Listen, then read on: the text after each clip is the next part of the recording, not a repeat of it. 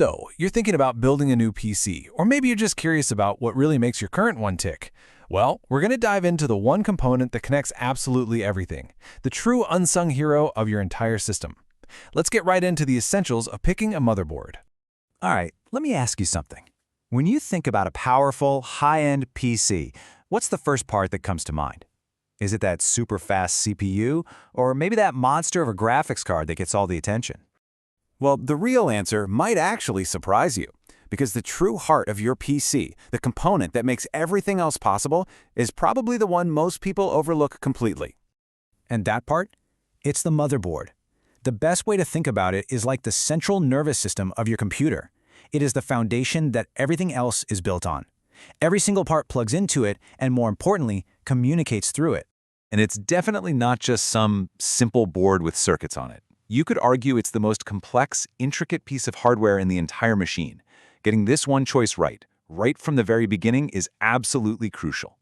So where do you even start? How do you pick one? Well, it really just boils down to a few key decisions. We're going to walk through the big ones: the actual physical size of the board, the specific home for your processor, the chipset that acts like a traffic controller, and of course all the slots and ports you'll need for everything else.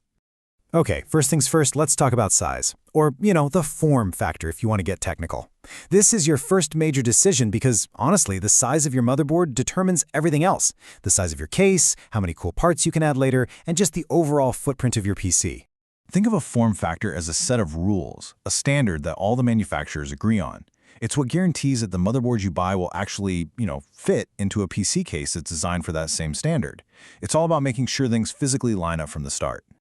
And this is where you run into your first big trade-off. The most common size you'll see is ATX. It's the standard for most desktop PCs, and it gives you the most room to grow. More slots for graphics cards, sound cards, extra storage, you name it. But if you're trying to build something really small and compact, you look at a mini ITX board. Just know you'll be sacrificing a lot of those extra slots. Okay, so you've got a size in mind. Next up, we have to talk about the brain of the whole operation, the CPU. And this is really a two-part decision. You need to pick the right physical home for it, that's the socket, and the right communication system for it, that's the chipset.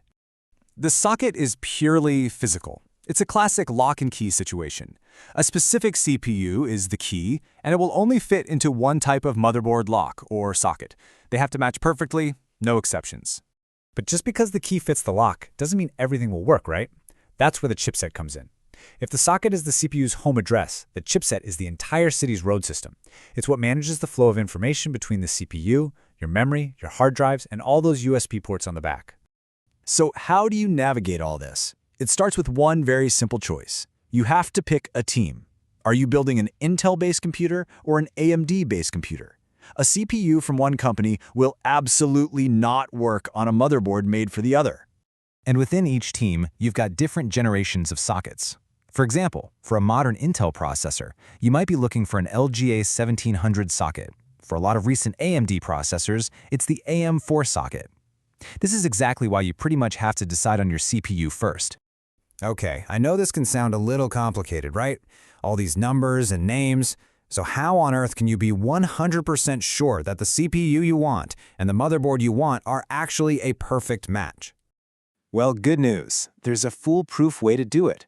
We're going to put all these pieces together, and I'll give you a super simple two-step process that guarantees you won't have any nasty surprises. All right, here it is, the foolproof method. Step 1. Go to the manufacturer's website for the motherboard you're interested in. Find its CPU support list. If your processor is on that list, you are good to go. Step 2. Just for total peace of mind, look up your CPU on Intel's or AMD's official site and just double-check that the socket type matches what the motherboard says. That's it. Seriously, taking 2 minutes to do that simple check will prevent the single most common and, let me tell you, most heartbreaking mistake that first-time PC builders make: buying too expensive parts that just don't work together. And that's really the main takeaway here. There is no single best motherboard. The whole goal is to choose the right foundation for your entire system, one that has the right size for your case, the right socket and chipset for your CPU, and the right slots for everything else you want to plug in. So now that you understand the foundation of every single great computer, the power is in your hands. So, what would you build? a tiny, quiet media center for your living room, or a full-size, lights-flashing, powerhouse gaming rig. The journey starts right here.